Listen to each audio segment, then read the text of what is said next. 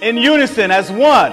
You guys ready to try it? Not one squad has been able to get it right, but I know the Palominos are gonna get it. Here we go. Here we go.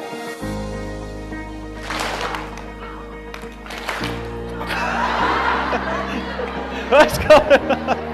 That was just one. Champions are committed to being kind to their parents, to their teachers, and to their peers. Can we do that? We're gonna practice right now. So here's what I need everyone to do. Stand up.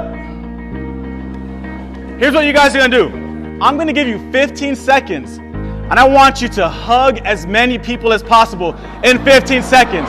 3, 2, 1, go!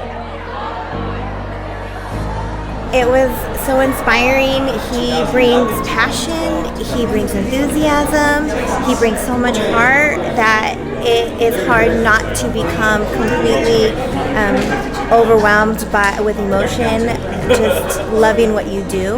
And we leave here just ready to get back in that classroom, ready to greet our students tomorrow. So I'm very grateful for everything he did for our staff and our students today. I got 20 kids that remind her of me. Let me read to you some of their responses. I'm just gonna do 3. The last question that we reflected on was called, I wish my teacher knew. One of our kids said, I wish my teachers knew that I was depressed because my mom died from a brain injury and I tried to commit suicide and hang myself, but my dad walked in. I wish my teachers knew that my baby brother died, my parents are divorced, and I'm with my grandpa right now. I wish my teachers knew that I'm sad because my uncle passed away from an overdose, and he was always there for me.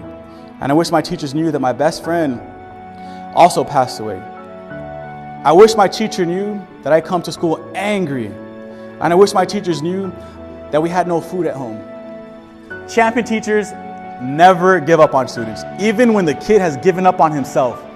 I challenge you guys for this semester, don't be their teacher, be their champion.